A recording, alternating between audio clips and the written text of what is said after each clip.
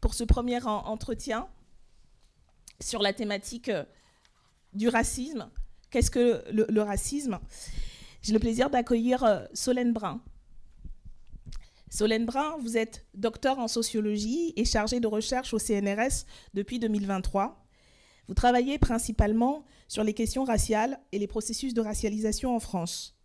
Votre thèse, intitulée « Troubles dans la race, construction et négociation des frontières raciales dans deux types de familles mixtes en France », portait sur l'étude croisée de deux configurations familiales, les familles ayant eu recours à l'adoption internationale et les familles formées par les couples mixtes. Vous êtes également l'autrice de plusieurs ouvrages, dont le dernier en date, La domination blanche, est coécrit avec Claire Kosker et paru en 2024 aux éditions Textuelles. C'est notamment autour de cet ouvrage que je voulais vous interroger, puisque vous y présentez plusieurs distinctions conceptuelles pour comprendre comment fonctionne le système racial et raciste à partir de la position des dominants et dominantes, ce qui est une perspective assez nouvelle et qui retourne, y compris pour celles et ceux engagés dans les mobilisations antiracistes, notre perspective, en rappelant, y compris, que le processus de racialisation racialise aussi bien les dominés, les opprimés, que ceux qui sont posés en situation de domination. Alors j'aimerais, pour commencer, vous demander pourquoi vous avez vous parlez avec votre co-autrice de système racial et quels sont les mécanismes politiques, économiques, sociaux et historiques qui lui ont donné naissance. Merci beaucoup et merci pour l'invitation. Merci pour l'invitation à venir parler donc de ce livre, en effet, qui est paru en septembre et que je coécris avec Claire Kosker. Donc sur la question de système racial, en soi, c'est pas, et je me suis dit en voyant la question, c'est pas tellement un concept si central que ça dans le livre, mais en effet, on parle, et donc j'ai vérifié hier soir, on parle à plusieurs reprises de système pour décrire justement les structures par lesquelles passe en fait le racisme et par lequel il s'exprime. Et finalement, c'est peut-être là, du coup, ce qui est plus central, c'est que cette notion de système, de structure, elle est au centre de la manière dont on définit le racisme. Et on rappelle justement dans le livre qu'en sciences sociales, on analyse en général le racisme comme ce processus de production et de reproduction des hiérarchies sociales, où les personnes sont justement positionnées dans la hiérarchie selon la façon dont elles sont perçues et rattachées à une supposée hérédité. Et donc, concrètement, ça se traduit par un système d'avantages et de désavantages qui forme donc un immense iceberg dont les discriminations, la violence physique, verbale à caractère raciste sont en fait en réalité la partie immergée, puisqu'il y a ensuite tout, et on va en discuter, toutes les ramifications par lesquelles cette domination passe. Et donc ce qui fait système, c'est vraiment l'idée que le racisme est un principe de division de l'humanité. C'est-à-dire qu'on divise l'humanité tout entière et on organise ensuite des sociétés à partir de cette division de l'humanité et que des inégalités structurelles en découlent. Ensuite, quels mécanismes ont donné naissance? C'est une très vaste question et vous en avez donné quelques éléments dans votre introduction.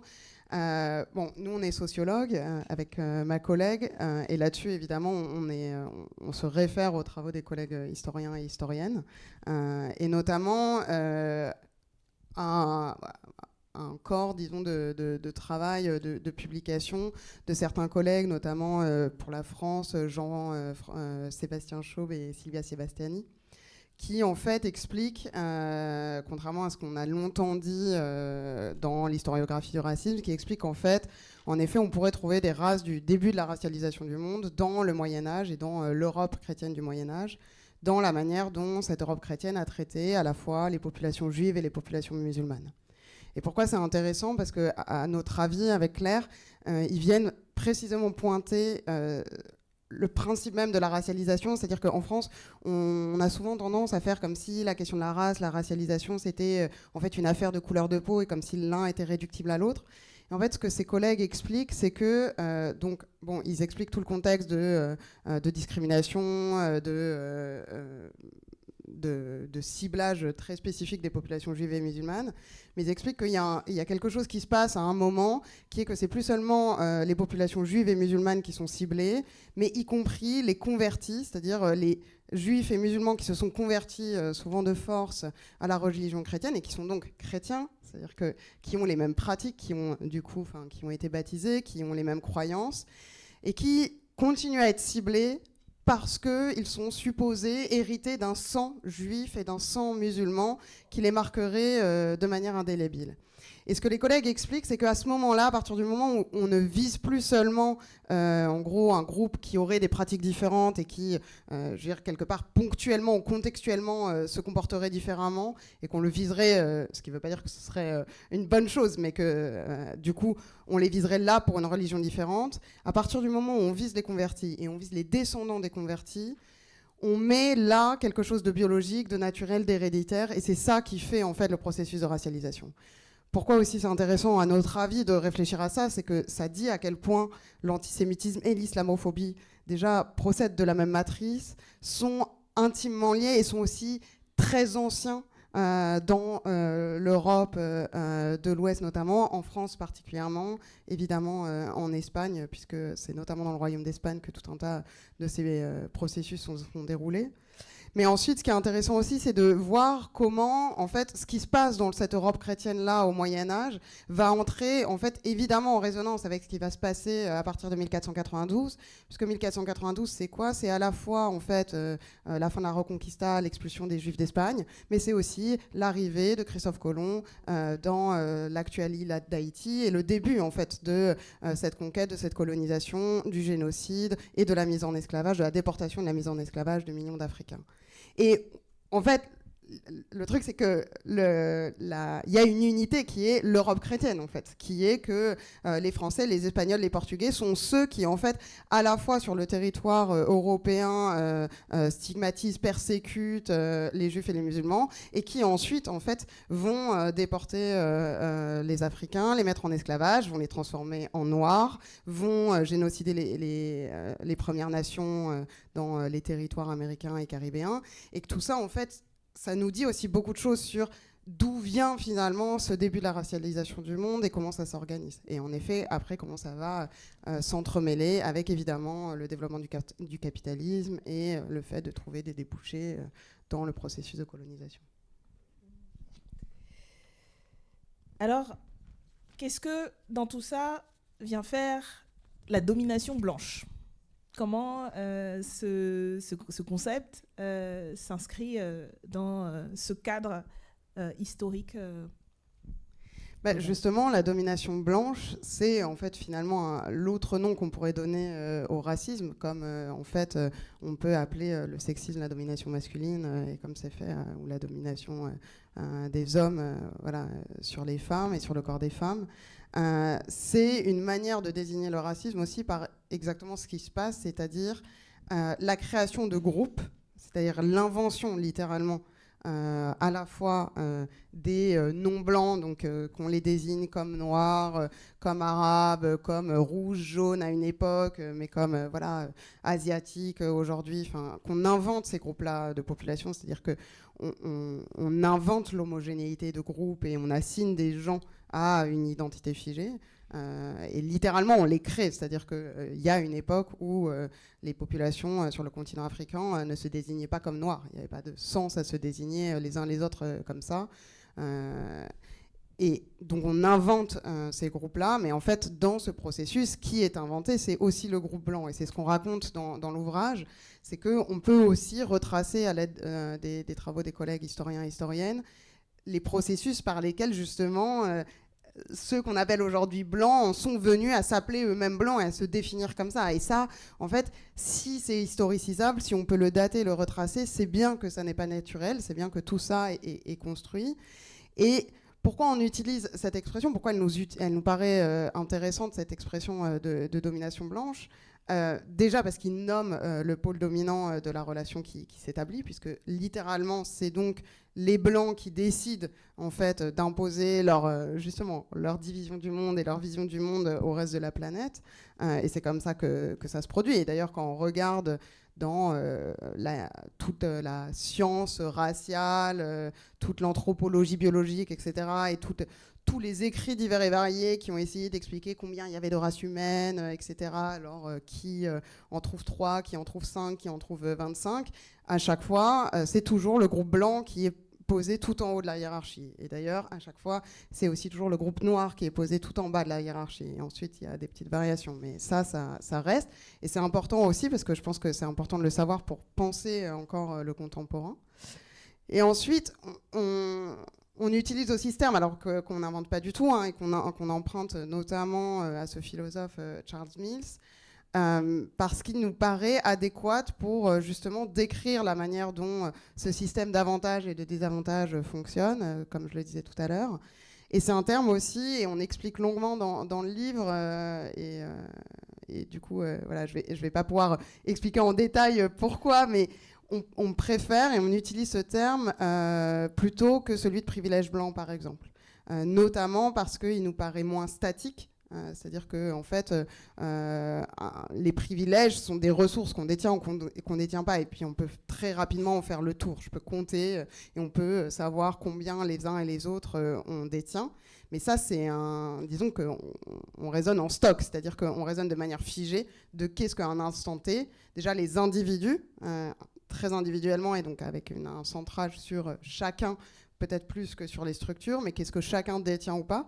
Mais ça laisse un peu de côté les manières par lesquelles, justement, évidemment qu'il y a des avantages et des bénéfices détenus et qu'on peut quantifier, mais il y a aussi toutes les manières par lesquelles ces avantages se reproduisent, en fait. Et que, finalement, cette domination, elle continue de perdurer aussi par les actions, les manières d'être, les manières de faire des individus, et que le terme de domination nous paraît plus englobant à cet endroit-là pour penser les manières dynamiques du pouvoir, c'est-à-dire comment aussi, en fait, finalement, quelque part, on est socialisé à être dominant, on est socialisé à être blanc, c'est-à-dire qu'on est élevé dans une société raciste qui fait qu'on intériorise aussi justement une certaine vision du monde, qu'on intériorise certains biais, et que ça permet aussi de penser sûrement les manières par lesquelles cette domination, elle se reproduit aussi de manière inconsciente. C'est-à-dire que aussi, il est possible de reproduire des mécanismes de domination sans en avoir l'intention directement. Et c'est là que ce terme nous paraît, disons, doublement intéressant. Mais en même temps, vous parlez du déni. C'est une thématique qui revient sur plusieurs chapitres. Pouvez-vous détailler un peu ce processus de déni ? Oui, alors et c'est d'ailleurs par là qu'on ouvre le livre, parce qu'on ouvre le livre notamment sur des mots de Raoul Peck, qui est un réalisateur haïtien qui a passé beaucoup de temps en France et qui en fait en 2020 avait écrit, donc on était à la fois en plein moment de confinement, déconfinement, reconfinement, et puis il y avait un renouveau des mobilisations antiracistes en France, notamment avec des échos avec les États-Unis, la mort de George Floyd, le renouveau de Black Lives Matter et les échos ici autour des mobilisations autour d'Adama Traoré, de la mort d'Adama Traoré. Et Raoul Peck avait écrit, moi je trouve un article qui m'avait vraiment bouleversée, je crois, et c'était un peu sa lettre de rupture avec la France. C'était un peu le trop-plein de Raoul Peck, et il avait eu ces mots, cette phrase où il disait « La France est dans le déni et ses enfants n'ont plus le temps », que j'avais trouvé extrêmement juste, à la fois très belle et très juste, c'est-à-dire pour dire à quel point la France, par refus de parler de la question raciale de manière frontale, par refus d'utiliser ces mots-là, par refus de qualifier, voilà, vous avez donné encore d'autres exemples, notamment sur la question des violences policières, évidemment, mais sur d'autres questions, s'empêcher en fait de parler de racisme, et que ce déni, quand il dit « ces enfants n'ont plus le temps », je l'avais aussi compris, je pense que c'est ce qu'il voulait dire, qu'en fait, c'est en train de consumer une rupture de plus en plus entre une partie de la jeunesse française, surtout urbaine, mais pas que, racialisée comme non blanche, et le reste de la société. C'est-à-dire, je pense, chez les nouvelles générations, une urgence à engager ces discussions, à parler justement de racisme, et donc à nommer les choses, à poser des mots, et aussi, du coup, à nommer les groupes, ce que la France a beaucoup de mal à faire. pour pouvoir parler enfin des inégalités raciales et de comment les résorber. Et quand même en France, il y a quelque chose de très spécifique qui est que, alors c'est pas... Enfin, la France n'est pas le seul endroit où ça se passe comme ça, évidemment, mais où il est extrêmement difficile, lorsqu'on a une conversation sur le racisme, de pointer justement le pôle dominant. C'est-à-dire que, quelque part, la plupart des gens, probablement en France, aujourd'hui, sauf à être d'extrême mauvaise foi, reconnaissent que le racisme existe. Mais reconnaître que le racisme existe et que donc ça produit non seulement évidemment du racisme et des discriminations pour les personnes non blanches, mais aussi un système d'avantages pour les personnes blanches qui ont donc un intérêt objectif à ce système-là, ça c'est beaucoup plus dur. C'est beaucoup plus dur de pointer que, en fait, même si tout n'est pas réductible à un jeu à somme nulle, à certains endroits ça l'est.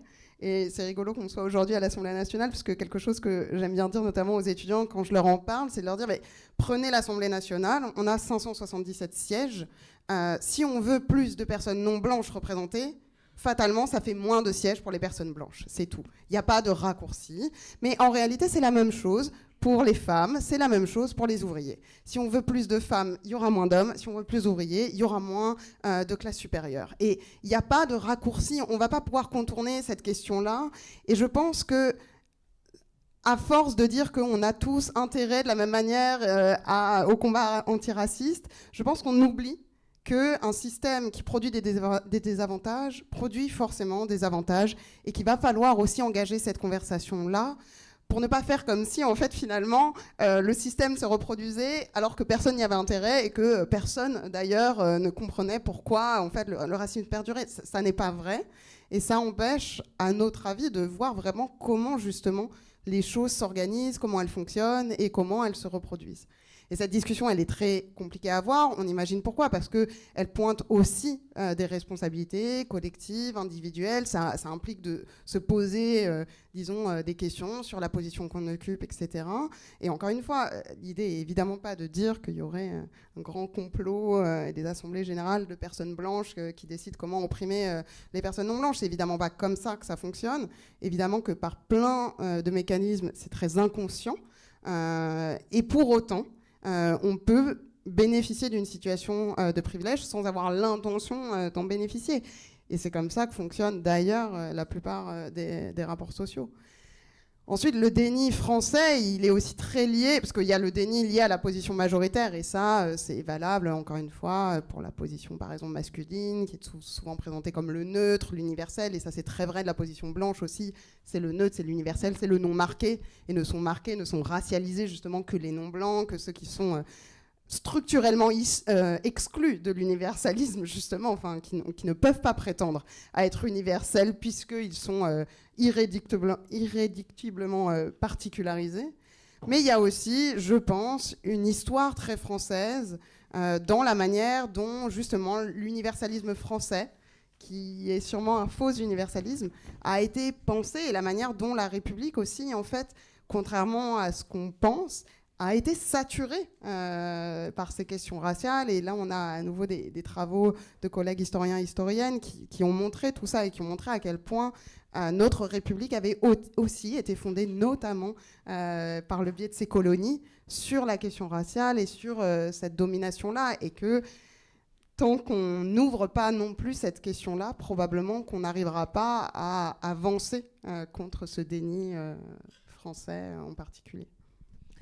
Alors, vous parlez justement de ce déni, on va dire, individuel et collectif qui est inconscient. Après, il y a l'affirmation consciente du déni. Et c'est notamment le cas des polémiques qui ont eu lieu autour de ce contexte de domination, de privilèges blancs, mais plus généralement à l'encontre des travaux sur la question des identités au sens large, la politique des identités, la question des dominations, des attaques politiques parfois très virulentes, jusqu'à dénoncer l'ensemble de ces travaux comme étant producteurs eux-mêmes du racisme, comme si nommer les choses, c'était en soi les faire être instigateurs en fait de leurs effets. Pourquoi, du coup, selon vous, il y a cette hostilité politique ? Parce que, du coup, c'est marqué, y compris depuis du plus haut sommet de l'État, et puis surtout, quel impact cela a sur votre travail, vous-même en tant que scientifique et dans l'université. On revient en partie donc à cette question du déni, en effet, mais là, c'est en effet plus large que juste ce qui se passe, je pense, en France. Et là, je pense que la situation actuelle aux États-Unis nous montre à quel point les choses, y compris, peuvent aller très vite dans la censure, dans la répression et dans, en réalité, la fascisation de la société. Et ce qui est quand même très intéressant, c'est de voir à quel point, justement, que ce soit les études de genre ou les études sur les questions raciales sont spécifiquement ciblées par les politiques réactionnaires. Et je pense que ça doit nous dire quelque chose de ce qui est mis vraisemblablement en danger, quelque part. C'est que, bon, j'ai tendance à penser qu'il n'y a pas de réaction face à des choses qui sont complètement inoffensives. Donc forcément, venir bousculer le déni et venir bousculer l'ordre tel qu'il est, c'est-à-dire que c'est quand même le prof de la sociologie, et là, nous, on le voit sur les questions raciales, mais c'était déjà le cas sur les questions de classe depuis bien longtemps, c'est-à-dire que venir expliquer les mécanismes, venir, je veux dire, parler des façons par lesquelles les choses sont telles qu'elles sont, c'est une manière de montrer à quel point elles ne sont pas naturelles. Et si elles ne sont pas naturelles, et si elles ne sont pas, du coup, justifiées par, voilà, si elles ne sont pas justes, alors il est possible de les changer, en fait. Et c'est précisément, à mon avis, ce que nos travaux montrent, c'est que, en réalité, le système est tel qu'il est, mais il n'est pas inamovible. C'est-à-dire que s'il n'est pas naturel, alors les choses peuvent changer.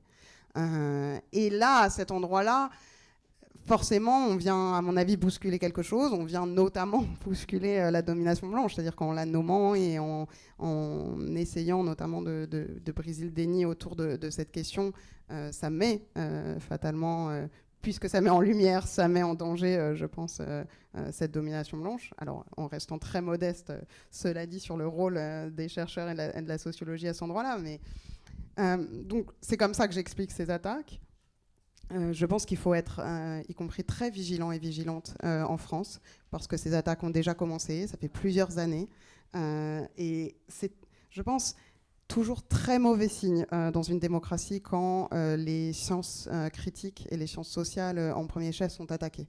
Je pense que c'est jamais bon signe, et j'ai l'impression que ça s'aggrave en fait, et que des collègues sont pris pour cible à l'intérieur de l'université, à l'extérieur de l'université, que des collègues, notamment des collègues qui sont eux-mêmes et elles-mêmes racialisés comme non blancs, supposés musulmans ou musulmanes aussi, puisque la question de l'islamophobie est évidemment extrêmement forte et extrêmement centrale dans tout ça, sont ciblés, sont mis sous un régime de suspicion généralisée, c'est-à-dire que leurs travaux sont constamment critiqués à l'aune de la position des chercheurs, c'est-à-dire on les soupçonne d'avoir un agenda politique, on les soupçonne d'idéologie, etc.